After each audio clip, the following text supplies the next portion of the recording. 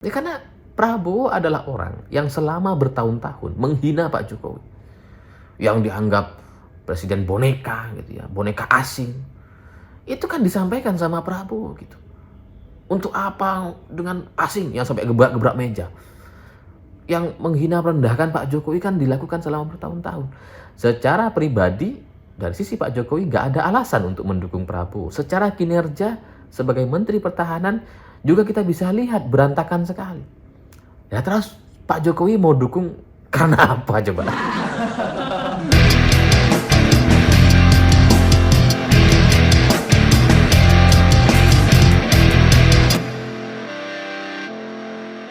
Selamat malam semuanya. Hari ini viral video pengakuan Gus Yusuf terkait pengalamannya ketika menghadap Presiden Jokowi. Jadi ceritanya Gus Yusuf sama Cak Imin itu pada bulan Juli 2023 lalu menghadap Presiden Jokowi di istana dalam rangka mengantarkan surat undangan agar Presiden hadir di acara Harlah PKB di Solo. Dan kemudian di tengah-tengah pembicaraan dan perbincangan tiba-tiba Pak Jokowi menyinggung soal capres-cawapres gitu ya. Menurut Gus Yusuf ceritanya PKB itu diminta oleh presiden untuk mendukung Prabowo Erik gitu ya.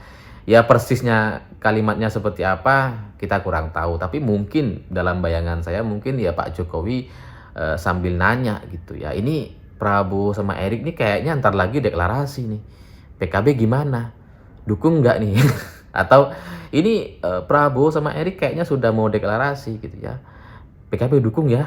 Mungkin gitulah bahasa persisnya atau seperti apa saya kurang tahu. Tapi Gus Yusuf bilangnya bahwa Pak Jokowi mengarahkan agar PKB mendukung Prabowo Erick Thohir gitu. Nah, Cak Imin yang ada di di depan Pak Jokowi bersama Gus Yusuf itu sempat agak kaget dan nggak bisa jawab katanya. Makanya kemudian Cak Imin itu piye Gus nanya ke Gus Yusuf dan Gus Yusuf lah yang kemudian menjawab Pak Jokowi katanya. Jadi Gus Yusuf cerita bahwa kepada Pak Jokowi beliau sampaikan, ya kalau kami disuruh mendukung Prabowo Erik itu agak berat katanya. Kenapa? Pak Jokowi nanya kenapa? Karena ya ini pasangan dua-duanya yang sama sekali tidak ada irisan dengan NU. Sehingga kiai-kiai di bawah itu susah untuk kemudian mengajak warganya ikut ikut nyoblos atau ikut kampanye dan sebagainya, karena sama sekali nggak ada irisan ideologi dengan NU Prabowo dan Erik ini. Bahwa kemudian Erik udah masuk Banser, kemudian sempat membantu menjadi sponsor dari acara Satu Abad NU dan sebagainya, tapi tetap saja di kalangan bawah, di para pemilih kultural, Erick Thohir ini tidak punya rekam jejak sejarah sama sekali dengan NU, sehingga kalau kemudian Prabowo Erik itu susah katanya untuk didukung gitu. Nah, setelah itu ya Gus Yusuf pulang gitu. Nah, cerita ini di bulan Juli 2023 itu kemudian diceritakan bulan ini di bulan September, dan kemudian ini ditafsirkan macam-macam gitu ya. Ini disebut sebagai, kalau pendukungnya Prabowo bilang ya ini berarti Pak Jokowi dukung Prabowo. Kalau pendukungnya Anies Caimin ini bilangnya wah berarti presiden cawe-cawe ikut campur. Ya itu setiap tim tuh punya imajinasi sendiri. Tapi kemudian karena ini beredar viral di media sosial, akhirnya sampai juga kepada Pak Jokowi, dan Pak Jokowi meresponnya dengan sangat bijaksana gitu ya. Sama seperti pernyataan-pernyataan sebelumnya, Pak Jokowi bilang yang urusan capres cawapres itu ya partai, bukan presiden gitu ya. Ya secara jawaban itu benar dan bijaksana, seperti yang saya bilang di video sebelumnya juga terkait kasus cekek dan tampar. Itu Pak Jokowi kan nggak mengakui, bilangnya bahwa ya setahu saya tidak ada. Itu bijaksana. Ini juga bijaksana gitu. Urusan capres cawapres urusan partai, bener, bukan urusan presiden, bener gitu. Tapi apakah kemudian presiden ikut berkomentar? Bisa jadi.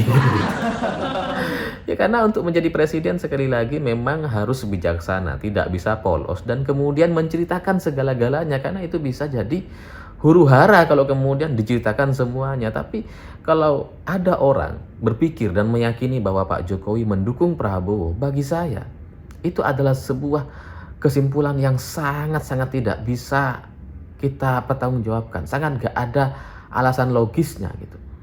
Ya karena orang mendukung capres itu kan pasti ada alasan.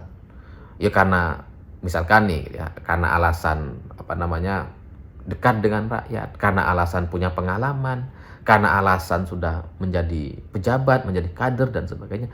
Itu kan ada alasannya. Nah, sementara Prabowo ini apa coba? Alasan Pak Jokowi mendukung Prabowo apa? Nggak ada sama sekali. Bahwa kemudian Prabowo masuk menjadi menteri di kabinet Pak Jokowi, iya. Tapi itu sama sekali bukan bentuk dukungan. Itu hanya dalam rangka untuk meredam kelompok oposisi yang selama periode pertama, 5 tahun pertama Pak Jokowi memimpin Indonesia, itu terjadi banyak sekali gangguan. Ya dari demonstrasi, ya DPR dikuasai oleh KMP gitu ya. Itu sangat tidak kondusif gitu. Makanya kemudian Prabowo ditarik masuk. Dan Prabowo setelah masuk, untuk masalah apapun di negeri ini, di Indonesia, bahkan untuk masalah COVID sekalipun, itu oposisi nggak bergerak, itu nggak berkutik sama sekali gitu. Jadi itulah yang kemudian membuat Indonesia, salah satu faktornya, bisa menjadi negara yang bisa lebih cepat bangkit dibandingkan negara-negara yang lain, karena oposisinya nggak kuat gitu.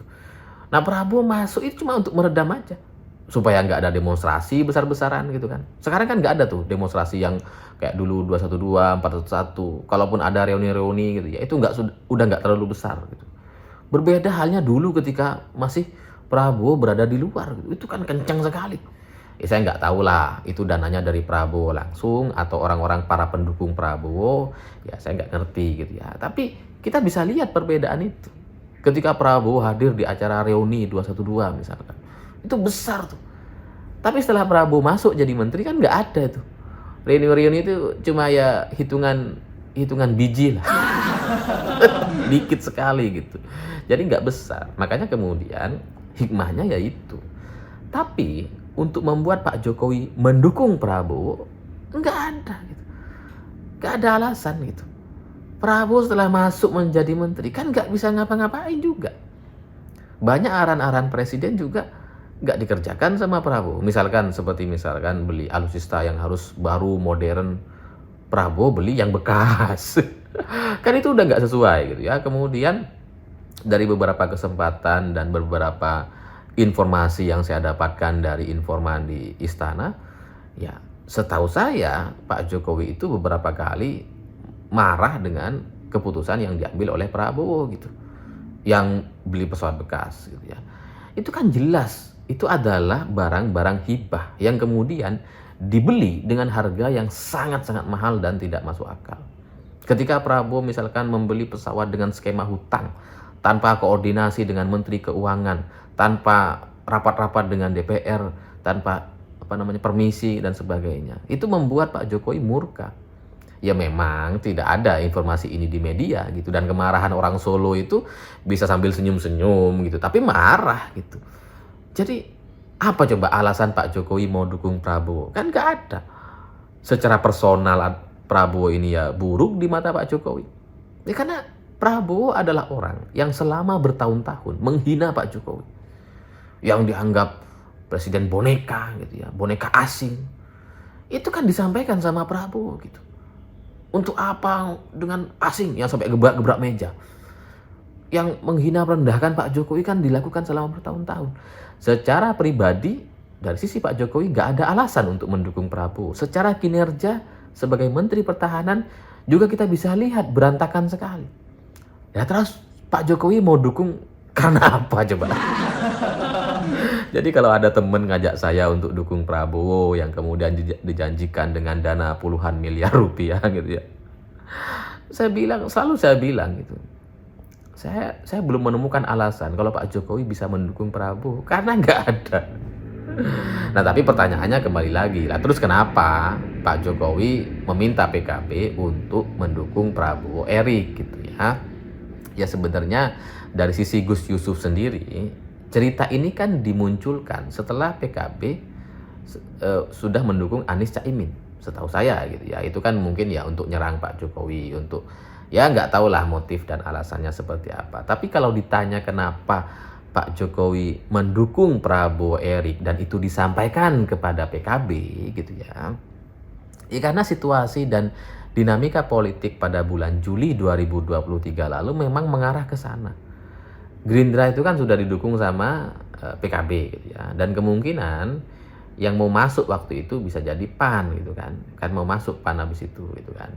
Jadi kalau Prabowo Erik cocok nih, Gerindra, PKB, PAN udah selesai gitu ya. Bisa langsung deklarasi, bisa langsung maju, tidak seperti sekarang yang saling kunci. Ya, sekarang kan ada Erlangga tapi juga mau kan sebagai ketua Golkar. Ini semuanya saling kunci di koalisi koalisi Prabowo itu gitu.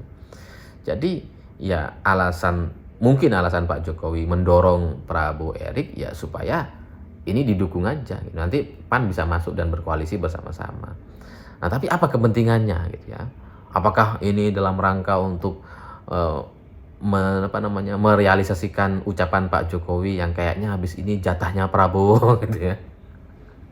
Atau ada apa? Tapi bagi saya gitu ya, ini sama sekali nggak ada hubungannya dengan dukungan gitu. Dan kalau ini ditanyakan kepada saya sebagai orang yang mendapatkan beberapa kali informasi dari informan di sekitar Pak Jokowi, saya bisa bisa mengerti gitu ya.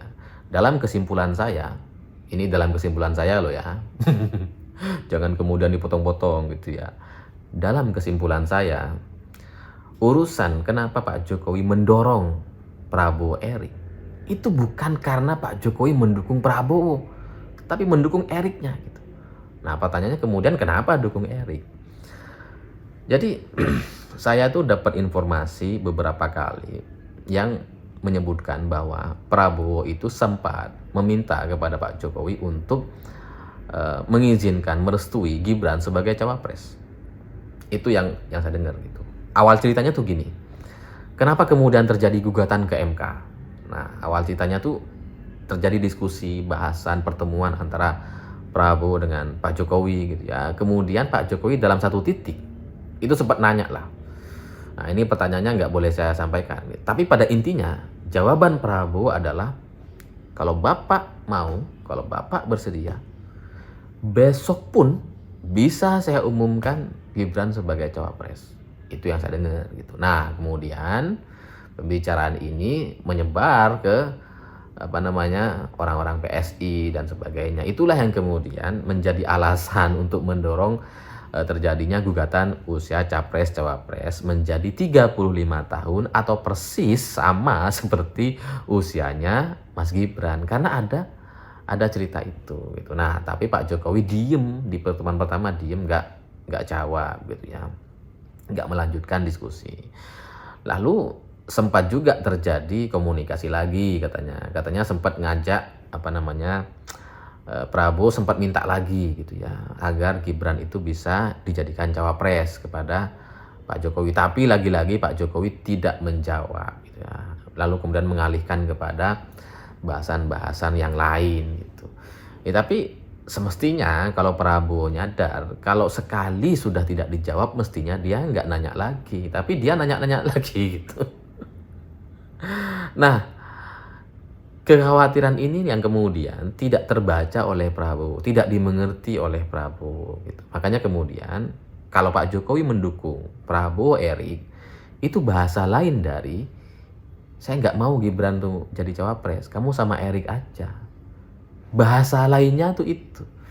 Tapi mungkin timnya Prabowo dan para penasehat atau konsultannya nggak ada yang paham soal ini gitu. Jadi ya maju lagi, nyoba lagi, Gibran pengen jadikan cawapres. Padahal kode-kodenya sudah jelas itu. Kalau kita ngelihat dalam seminggu terakhir, sikap Presiden sangat jelas sekali membentengi dan nggak mau Gibran jadi cawapres. Misalkan seperti kemarin tiba-tiba Mahfud MD bicara soal keputusan MK. Itu kan jelas pasti ada arahan dari Presiden. Nggak mungkin itu nggak ada arahan gitu kan. Pak Mahfud kan bilang MK itu nggak bisa memutuskan usia jadi 35 tahun. nggak ada, itu gugatannya salah atau ngaco dan sebagainya. Jadi urusan pemilu itu sudah tidak bisa di apa namanya, diubah kemudian bisa membuat Gibran jadi cawapres, gak ada. Itu satu, sinyal satu. Kemudian sinyal yang kedua, yang menjadi hakim MK adalah Asrul Sani dari P3, menggantikan hakim MK yang akan selesai pada bulan Januari lalu. Itu juga kan sudah menjadi kode juga bahwa ada pergerakan untuk membentengi Gibran supaya tidak jadi cawapresnya Prabowo. Kenapa itu kemudian susah sekali untuk dimengerti? Jadi ya kalau saya ditanya kenapa kemudian Pak Jokowi dukung Prabowo Erik pada bulan Juli lalu, ya untuk membentengi aja gitu, supaya Prabowo itu nggak minta-minta Gibran terus gitu.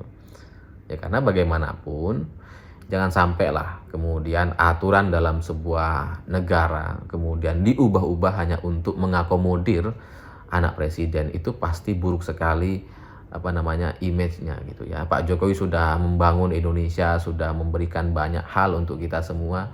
Masa iya mau dirusak dengan satu keputusan sih gitu ya. Jadi ya jangan sampai. Ya semoga itu kemudian dipahami, dimengerti oleh kubunya Prabowo. Ya supaya ke depan nggak goda-godain Gibran lagi, karena ya sudah cukup lah gitu ya. Ini kalau tetap dimainkan terus gitu ya, Gibran cawapres, ya nampaknya itu akan membuat Pak Jokowi jadi semakin muak ke depan. Tapi ya kembali lagi, terserah kalian. Ini hanya informasi saja, dan semestinya ini adalah informasi yang cukup mahal, tapi saya bagikan secara gratis karena peduli dengan kalian semua. Saya pikir itu. Terima kasih sudah menonton. Begitulah kura-kura.